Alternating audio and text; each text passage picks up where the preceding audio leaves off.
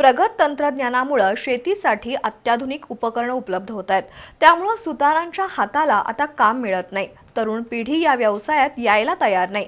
त्यामुळे 12 बलुतेदारापैकी सुतार व्यवसाय आणखी काही वर्षांनी प्रत्यक्ष पाहायला मिळणार नाही, असं वृद्ध सुतार कारागिरांचं म्हणणं आहे।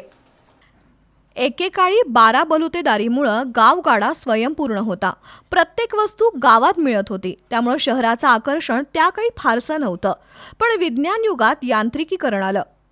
गावगाड्यात बनणाऱ्या अवजारांच्या तुलनेत अनेक पटीनं भक्कम असणारी उपकरणं तयार झाली। अलीकडे शेती कामासाठी आधुनिक मशिनरीचा मोठ्या प्रमाणात वापर होतोय।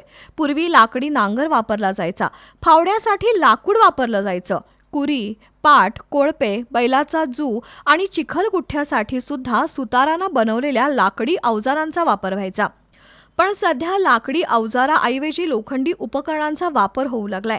त्यामुळे गावगाड्यात सुतारांच्या हाताला काम मिळत नाही। परिणामी त्यांच्या रोजीरोटीचा प्रश्न उभा राहिलाय। आता उदरनिर्वाहासाठी सुतार बांधवांना शहराकडे धाव घ्यावी लागतेय। भुदरगड तालुक्यातील तरुणाईनं सुतार व्यवसायाकडे दुर्लक्ष केलंय। आता भुदरगडच्या मोजक्याच गावात सुतार व्यवसाय करणारे पण तेही वृद्ध कारागीर आढळतील। आणखी काही वर्षांनी 12 बलुतेदारीतील ही कारागिरी पडद्याआड जाण्याची शक्यता नाकारता येत नाही।